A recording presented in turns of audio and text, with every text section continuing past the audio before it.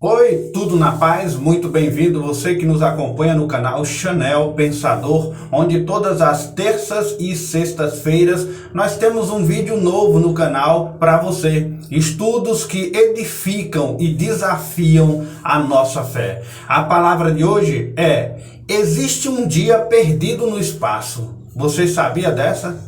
O estudo de hoje é extraído do depoimento do Dr. Harold Clayton Urey, que é cientista químico, presidente da companhia de engenharia Curtis. Esse estudo do Dr. Harold foi adaptado pela revista Plenitude na sua edição de número 13, artigo que foi enviado pelo pastor e escritor Paulo Henrique Vieira.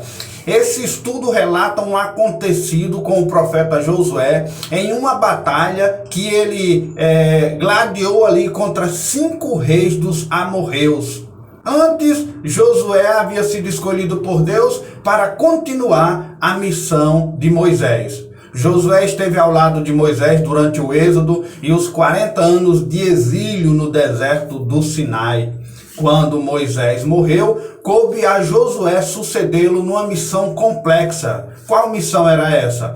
Era cruzar o rio Jordão e iniciar a conquista de Canaã, estabelecendo assentamento permanente para os israelitas. Hoje aquele local é o mesmo local da Cisjordânia. Em sua missão, algo extraordinário aconteceu. O sol parou. Por quase um dia, o sol se deteve. É o nosso assunto de hoje. Antes de falar de coisa boa, eu te lembro, se você não se inscreveu em nosso canal, se inscreva. Aproveite agora o iniciozinho do vídeo, vai lá, se inscreva. Eu ainda te desafio em 3 segundos você deixar o seu joinha, você também compartilhar esse vídeo, que é muito importante, e você também acionar o sininho para receber novidades do canal, né, nas terças e sextas-feiras, ok? Queridos, a palavra diz Sefer Yeshua.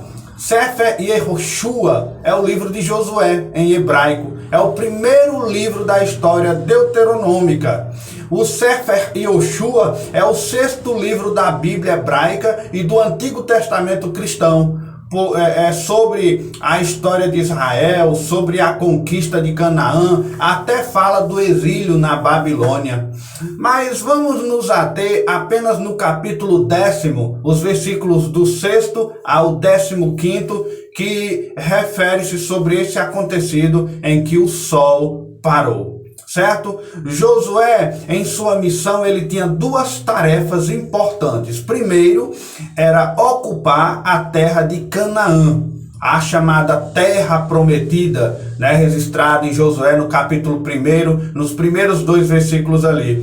Ele tinha que conquistar essa terra expulsando os habitantes de lá, conforme está no versículo 13.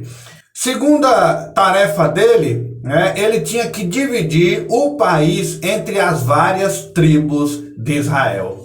Esses fatos narrados no livro do profeta Josué abrangem um período de mais ou menos 30 anos. Josué tinha ali por cerca dos seus 40 anos de idade, e ele morreu com 100 anos de idade, conforme o capítulo 1, versículo 40, e também registra isso lá no capítulo 24. Então ocorre uma grande batalha para ocupar essa terra prometida.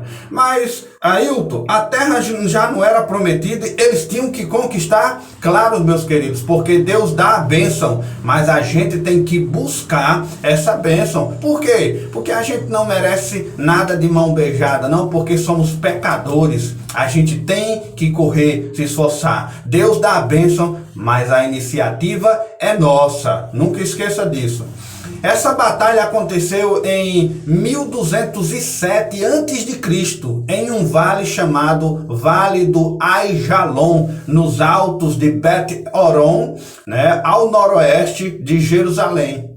Mas se já tinha gente morando na terra prometida, por que Deus permitiu a batalha da posse dessa terra? Porque, queridos, aquele povo suscitara a ira de Deus. Aquele povo vivia em uma sensualidade desenfreada, a prática do homossexualismo era praticado abertamente, essas coisas na sociedade, feitiçaria, invocação de demônio, culto aos mortos, cultos satânicos, um povo distante mesmo de agradar a Deus. Pois é, queridos, o Brasil tem cara de terra prometida, mas o povo de Deus não tem coragem para conquistar essa terra. É um desafio da igreja evangélica brasileira. O que acontece naquela batalha, queridos? Deus mostra algo interessante para Josué, para os que estavam envolvidos naquele feito e para nós hoje também. Deus batalhando junto com aquele povo.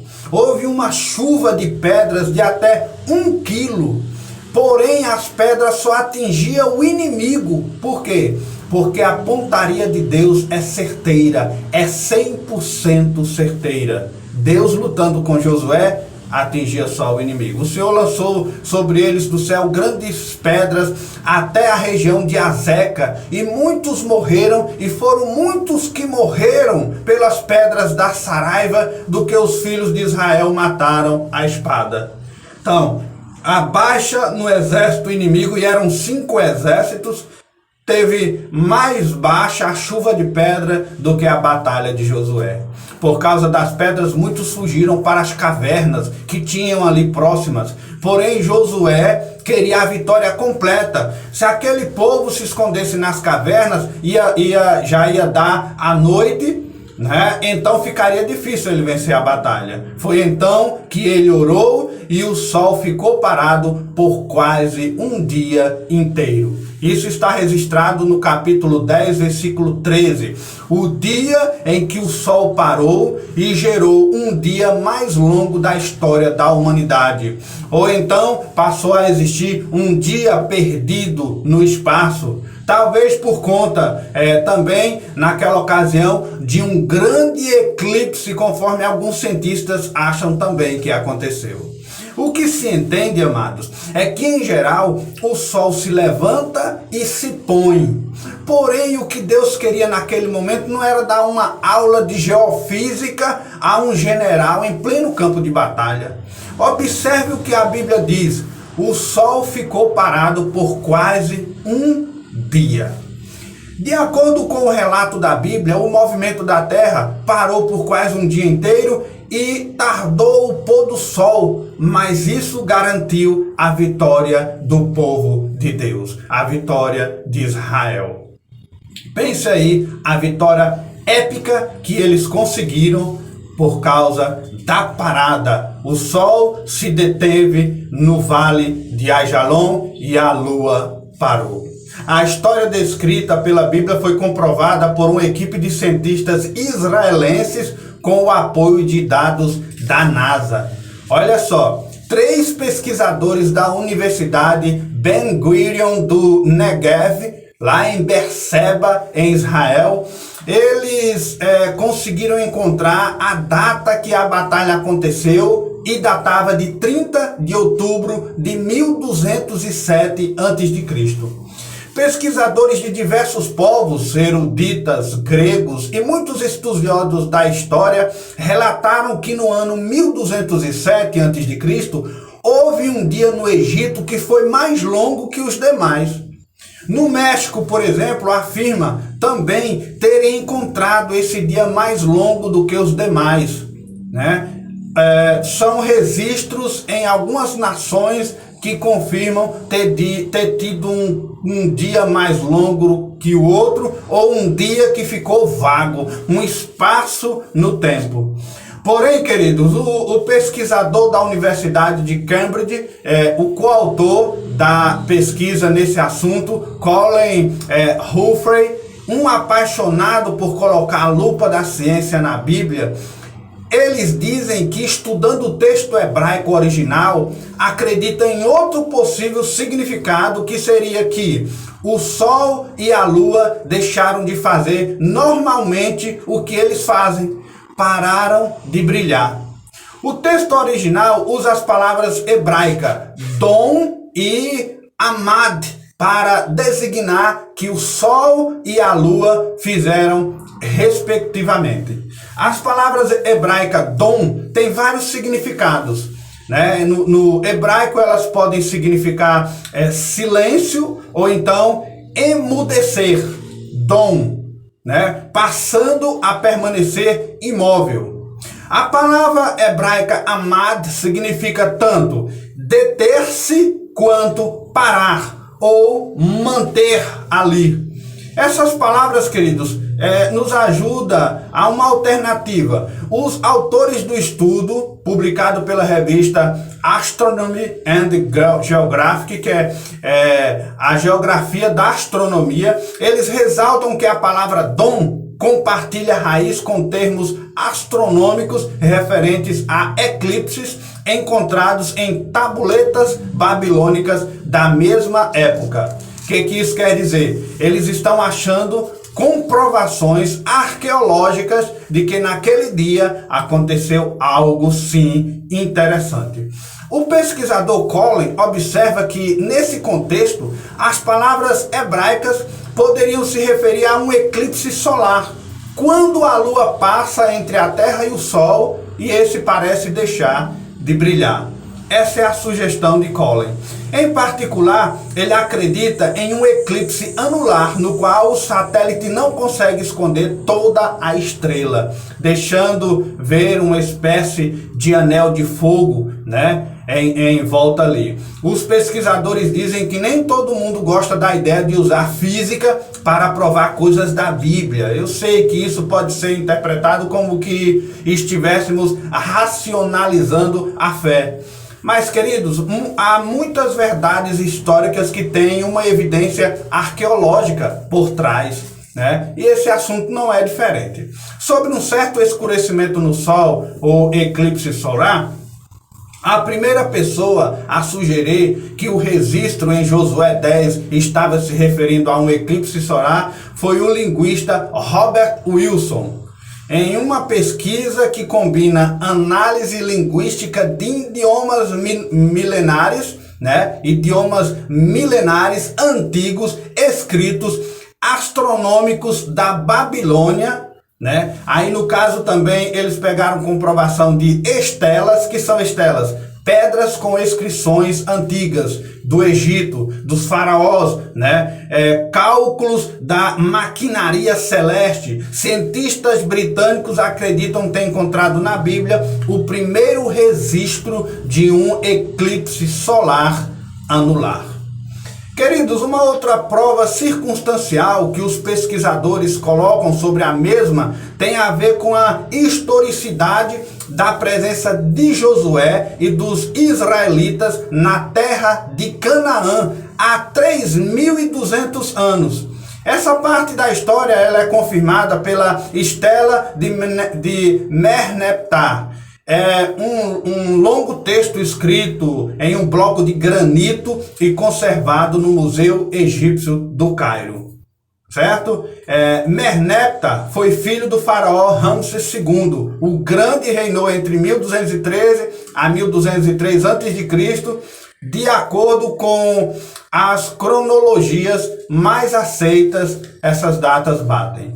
A estela, que é aquela pedra gravada no granito, ela foi gravada no 5º ano do seu reinado, né? O reinado de Merneptah. Teve que enviar tropas a Canaã para ajudar vários dos seus feudos que estavam sendo assediados pelos israelitas de Josué. É o que diz na estela. Estas são as guerras registradas no livro de Josué, né? A estela de Merneptah, que significa a estela ou a estela de Israel, é um dos únicos documentos egípcios que fazem referência ao nome de Israel, referindo-se ao povo israelita. Essa estela ela foi encontrada nas ruínas do templo funerário do faraó Merneptah, que viveu entre 1236 a.C.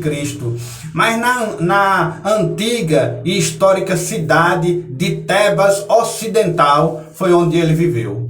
A estela de Israel encontra-se hoje exposta no Museu Egípcio do Cairo. Ela pertenceu originalmente a Amenófis III. Amenófis III ele reinou no ano de 1379 a.C. Essa estela é uma pedra de granito que foi aproveitada por Merneptah para mandar esculpir a sua imagem e também a imagem do deus Amon-Ra. Foi seguida aquele desenho da imagem, né, com 28 linhas de textos poéticos, né, hieroglíficos, naquela pedra, naquela estela, e ela é hoje uma prova circunstancial do que estamos falando hoje. A sua escrita é datada do 5º ano de Merneptah, certo? Então, essa estela é uma prova circunstancial importantíssima, arqueológica, para provar que aconteceu de fato algo extraordinário naquela batalha de Josué. Mas voltando à Bíblia, falando da batalha de Josué, entendemos que tudo o que falamos a nível científico e arqueológico sobre o sol ter ficado parado no vale de Aijalon, segundo o registro do profeta Josué, só nos deu mais ênfase de que existe um dia perdido no espaço.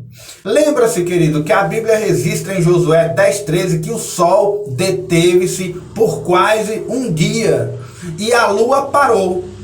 A Bíblia fala quase um dia, mas não um dia completo.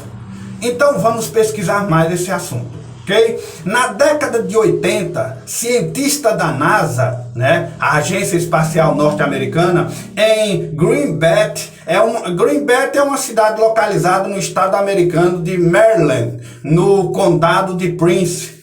Dedicaram-se então a uma exaustiva pesquisa com o uso dos mais modernos recursos da informática para estabelecerem a posição exata do Sol e da Lua e dos diversos planetas do nosso sistema solar durante alguns milênios. Harold Clayton, que já falamos sobre ele, presidente da Companhia de Engenharia Curtis, né? A Engenharia Curtis tem sede na cidade de Baltimore e também em Maryland. Lá em Maryland, ele relata sua experiência no cargo de consultor do programa especial, onde verificam dados de posição do Sol e da Lua por alguns milênios. Mas, queridos, para que eles estudam isso? Para que tanta pesquisa sobre o Sol e a Lua? Queridos, é para que quando satélites sejam lançados ao espaço para missões de exploração de novos corpos celestes, eles não entrem em rota de colisão com qualquer um objeto ou asteroide celestial. Como também são sempre lançados foguetes não tripulados com autonomia para muitas décadas ficarem ali flutuando no espaço, eles vão cronometrar tudo aquilo ali para numa órbita eles não perderem o maquinário daquele batendo num asteroide. Eles precisam traçar a sua trajetória com precisão para que as gerações futuras venham a receber e analisar os dados enviados por esses satélites aí. Ok? Porém, queridos, em meio a essa pesquisa, numa dessas costumeiras pesquisas, os cientistas da NASA descobriram que faltava um dia perdido no espaço sideral. Foi uma descoberta fantástica. Falta um dia na história do universo. Mas como que é isso? Cientistas que acreditam em coisas palpáveis, concretas, visíveis, eles chegaram à conclusão que há algo estranho no tempo. Mas como foi que eles descobriram isso? Os engenheiros da NASA colocaram os dados no computador para que eles determinassem a exata posição dos astros, tanto no passado quanto no futuro. Então surgiu um impasse. O computador central subitamente interrompeu o programa e mostrou na tela um aviso de que havia algo errado naqueles números que lhes servia de base para cálculos, para eles determinarem aquele estudo e aquela pesquisa. Intrigados, eles não conseguiram entender porque havia aquela lacuna no tempo. Realmente como se houvesse ali um espaço, né? Um dia estivesse faltando nos anais do tempo naquela pesquisa. que acontece? Os engenheiros da IBM foram imediatamente chamados. IBM é a sigla International Business Machines, que significa Máquinas de Negócios Internacionais. Uma empresa americana que trabalha com produtos voltados para a área de informática, como computadores, hardware, software e outros. Estes técnicos chegaram para a verificação de um possível defeito após um cuidadoso exame de toda a rede da informática. Eles verificaram tudo, mas garantiram, não. Na parte mecânica desse computador está tudo em ordem. Então, queridos, souberam que havia entre eles um evangélico. E ele falou da história da Bíblia, que um profeta um dia pediu a Deus para que o tempo parasse. Daí surgiu a leitura do profeta Josué. Esse dito evangélico, que de certa forma fazia parte daquela equipe, contou e explicou a história da batalha de Josué no vale de Aijalon, esta qual estamos estudando nesse vídeo. Ninguém acreditou. A princípio ninguém acreditou, lógico, os cientistas, a maioria deles são ateus, todos acostumados a verem fatos concretos, não ia acreditar em um livro que para eles era um mito. Assim, eles o desafiaram. Prova isso que você está dizendo, se é verdade. Aí o evangélico conseguiu ali uma Bíblia e mostrou Josué capítulo 10, versículo 12 e leu para eles. Então Josué falou no dia em que o Senhor entregou aos amorreus nas mãos dos filhos de Israel e disse, na presença dos israelitas: Sol, detente sobre Gibeon, e tu, lua, no vale de Aijalon. Depois que ele leu esse texto, ele explicou-lhes que Josué se encontrava rodeado por inimigos e se a noite caísse, eles poderiam se esconder nas montanhas e Josué perderia a batalha. Foi então que o profeta pediu a Deus que o sol parasse. E assim aconteceu, o sol não se pôs por quase um dia. Depois dessas explicações, resolveram colocar esses novos dados nos computadores para ver se realmente aquele texto batia com as análises do tempo que eles tinham. E eles colocaram aquele tempo ali. E voltando no tempo, acharam uma resposta aproximada. O período que faltava no tempo por causa do acontecido na época de Josué era de 23 horas e 20 minutos. Não era, portanto, um dia inteiro, conforme garantiam os computadores da NASA.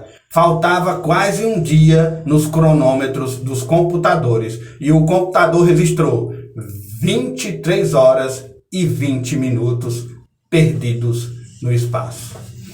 Com esse resultado, os cientistas voltaram ao livro de Josué e acharam o capítulo 10, versículo 13. E o sol se deteve e a lua parou até que o povo vingou-se de seus inimigos. O sol, pois, se deteve no meio do céu e não se apressou a pôr-se por quase um dia inteiro.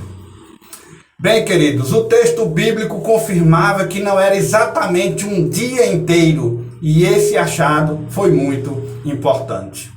Mas ainda assim continuava em dificuldades aqueles cientistas. Eles raciocinaram e pensaram, mas ainda faltam 40 minutos para um dia.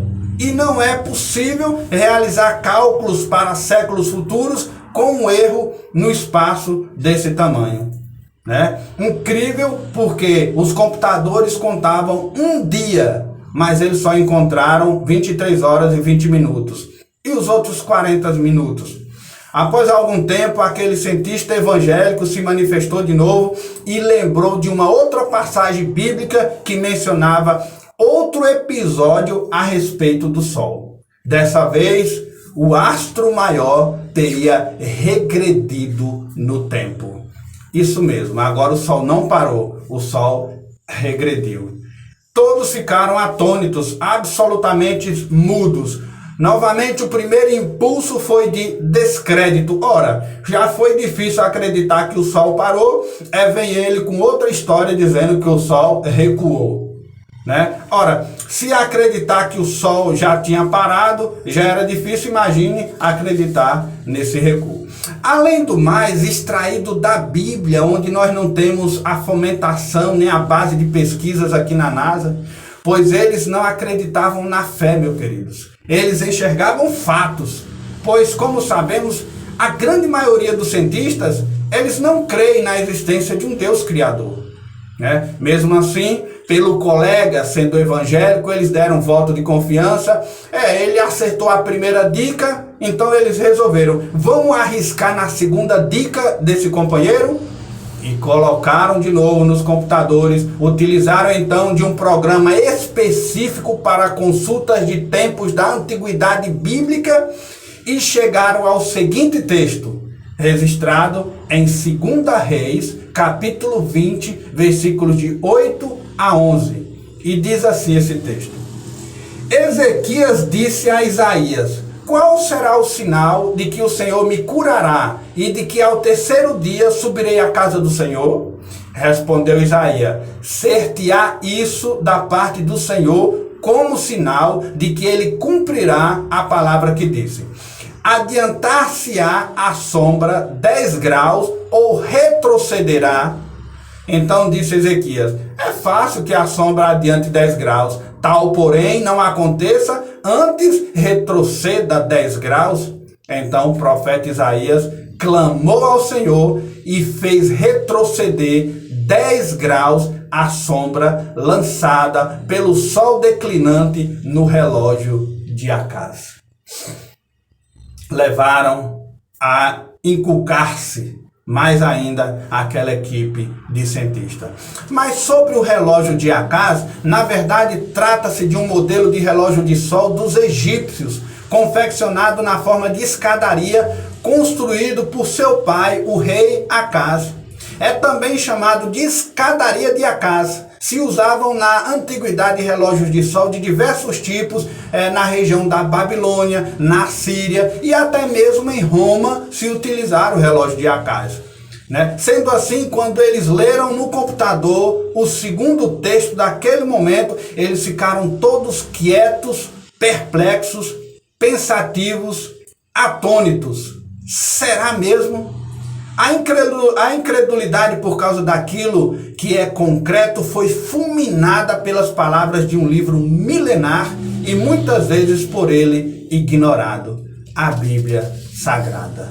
Queridos, 10 graus correspondem exatamente 40 minutos que, somados às 23 horas e 20 minutos do tempo utilizado por Josué, formam precisamente 24 horas, um dia, faltando nos cálculos daqueles cientistas. Então eles descobriram 23 horas e 20 minutos que o sol se deteve no vale de Aijalon, com os 10 graus do relógio de Acás, que equivale a 40 minutos, aqueles cientistas descobriram por acaso um dia perdido no espaço. Mas, amados, qual a importância disso tudo? Claro que isso tem uma extrema importância geral para cada um de nós, foi para eles e é para nós também. Chamo a atenção em algumas lições para isso sobre a nossa fé. Primeiro, chamar a atenção na veracidade da Bíblia Sagrada. No livro dos Salmos, capítulo 33, versículo 4, está escrito: porque a palavra do Senhor é reta e o seu proceder é fiel. Esse é o testemunho de Davi. O Salmo 33 é uma continuação do Salmo 32, que replica a certeza de fé em Davi pela palavra de Deus. Quando vamos para a epístola que o apóstolo Paulo escreveu ao jovem Timóteo, aí ele diz lá em 2 Timóteo capítulo 3, versículos 16 e 17. Olha o que Paulo escreve: Toda a Escritura é divinamente inspirada por Deus. É útil para o ensino, para a repreensão, para a correção, para instruir em justiça, para que o homem de Deus seja perfeito e perfeitamente instruído para toda boa obra. A Bíblia é a nossa única regra de fé e prática, a doutrina de Deus para os homens, o livro de Deus escrito para nós com sotaque humano para que a gente entenda o que Deus quer de nós. Certo? Então é importante esse assunto de hoje porque chama a atenção a veracidade da Bíblia Sagrada. Ela é inerrável, ela é infalível, ela é a voz de Deus. Segundo lugar, uma outra lição é que isso nos chama a atenção em que Deus domina as forças do universo. O livro de Jó registra no capítulo 12, versículo 13 que com Deus está a sabedoria e a força. Já no Evangelho de João, no capítulo 17, versículo 21, Jesus diz: eu e o Pai somos um.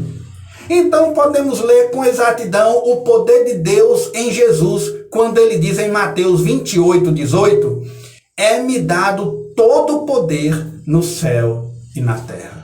Um dos atributos de Deus é que somente Ele é onipotente.